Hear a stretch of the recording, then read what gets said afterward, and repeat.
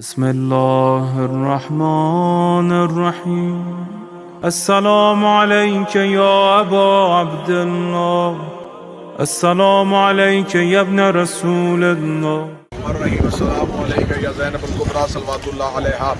اس وقت ہم موجود ہیں بازار شام کے باہر، اور جو آپ پیچھے دیکھ رہے ہیں یہ وہ باب الساعات ہے جہاں پر علی کی بیٹیوں کو کھڑا کیے رکھا تھا، اور اسے باب الساعات بھی تاریخ میں اسی اعتبار سے کہا جاتا ہے کہ یہاں پر مسلسل کئی گھنٹے،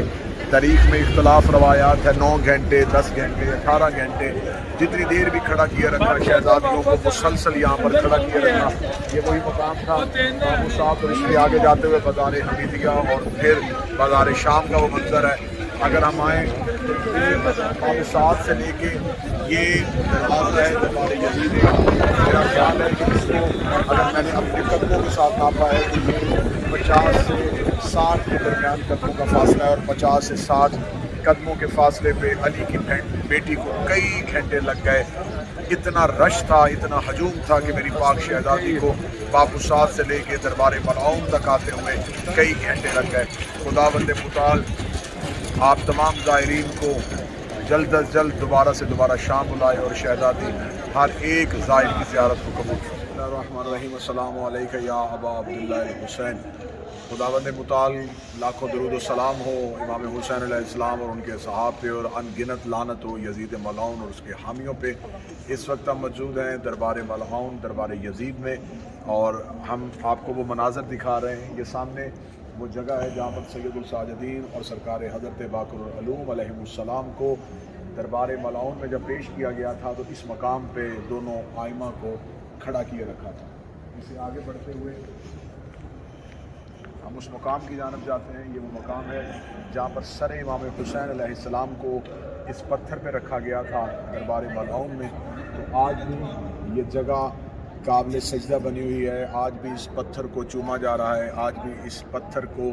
حجر اسود کی طرح بوسے دیے جا رہے ہیں۔ لیکن وہ جو تخت اور وہ شاہی وہ تاج پہن کے ایک تخت پہ بیٹھ کے اہل بیت علیہ السلام کو اور خاندان رسول کو رسوا کرنا چاہتا تھا، آج یہاں پر اسی کے دربار پہ جب مومنین اور زائرین آتے ہیں تو ان گنت لعنتیں اس پہ کی جاتی ہیں، اور درود و سلام امام حسین علیہ السلام اور ان کے ساتھیوں میں بھیجے جاتے ہیں۔ وہ آگے آخر میں وہ مقام ہے جہاں پر علی کی بیٹیوں کو، میری پاک معظمہ شہزادیوں کو دربار ملعون میں کھڑا کیے رکھا، اور یہ اوپر بلندی پہ جو جگہ ہے جہاں پر اس ملعون کا تخت تھا، جہاں پر یہ بیٹھ کے اہل بیت علیہ السلام کو تماشا دیکھ رہا تھا، اور اس بھرے ہوئے صحن میں لوگ وزراء، روسا اور عمرہ بیٹھے تھے، لیکن شہزادی نے ایسا پرجلال خطبہ دیا، ایسا سحرانگیز خطبہ دیا کہ یزیدیت کے غرور کو ہمیشہ کے لیے خاک میں ملا دیا۔ قدم قدم پہ چراغ ایسے جلا گئی ہے علی کی بیٹی، یزیدیت کی ہر ایک سازش پہ چھا گئی ہے علی کی بیٹی، کہیں بھی ایوان ظلم تعمیر نہ ہو سکیں گے اب جہاں میں، غرور و ظلم و ستم کے پرزے اڑا گئی ہے علی کی بیٹی۔ ارے یزید ملعون میں، اور میں آپ کو دکھانا چاہوں گا کہ یہ وہ مقام ہے اونچائی پہ، یہ جس پہ یزید ملعون جو تھا اس کا تخت ہے، اس کو تخت یزید کہا جاتا ہے۔ اس جگہ پہ بیٹھ کے یہ ملعون جو ہے یہ دربار میں گفتگو کرتا تھا، اور جب یہ دربار میں آتا تھا تو یہاں پر اس کا تخت تھا، اور یہ سامنے یہ وہ جگہ ہے جہاں پر پاک شہزادیوں کو اور علی کی بیٹیوں کو اس ملعون کے سامنے کھڑا کیا گیا تھا۔ اور اس کے پیچھے جو نظر آ رہا ہے یہ وہ محراب ہے